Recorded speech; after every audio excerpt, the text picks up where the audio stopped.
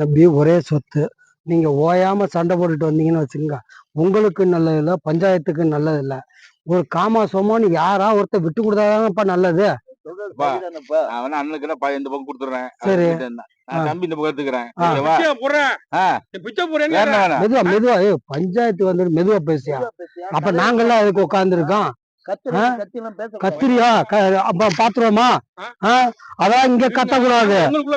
சுமூகமா முடிக்கணும்னா இங்க என்னப்பா? ஓகே எப்பா, 2 பேரும் சமாதானமா போங்கப்பா. எப்ப பார்த்தாலும் சண்டை போட்டுட்டு சொல்றா கேளுங்கப்பா. விடுப்பா, நீ அதை எடுத்துக்கா. எப்பா, நீ அங்கிட்டு இருக்கிறத எடுத்து பிரச்சனையை முடுங்கப்பா. நீ பார்த்து குடுக்குறதுக்கு நான் வீட்டுல இதுவா? நீ எங்கேயோ போய் சுத்திட்டு வந்துட்டா நீ எதுவும் சொல்லு. சரி போய் எடுத்துக்கிறதுக்கு நீ யாரு? நான் பாடுபட்டேன்ல. நீ மூத்தவன்பா, நான் இளைய நான் சொல்ல கேளுப்பா. கேக்குறேன் தான். ஆனா நான் பாடுபட்டேன்ல, நீ ஒண்ணுமே பண்ணலையா? சும்மா அங்கிட்டு சுத்தி இருந்துட்டு இப்ப நான் பாடுபட்டது எனக்கு சரிசமமா கொண்டு எப்படி கொடுக்க முடியும்? இந்த சமாஜத்துக்கெல்லாம் நாங்க பேச அப்படியே விட்டேன். இந்த மாதிரி நம்ம பண்றதுக்கெல்லாம் நீங்க வந்து சொல்றதெல்லாம் நம்ம கேட்க முடியாது. நான் என்ன சொல்றேன்னா, ஐயா ஐயா ஐயா ஐயா எனக்கு ஒரு தீர்ப்பு சொல்லுங்க ஐயா, ஒரு நியாயம் சொல்லுங்க ஐயா. இவ்வளவு பெரிய பஞ்சாயத்துல எனக்கு ஒரு நியாயம் கிடைக்குமா ஐயா?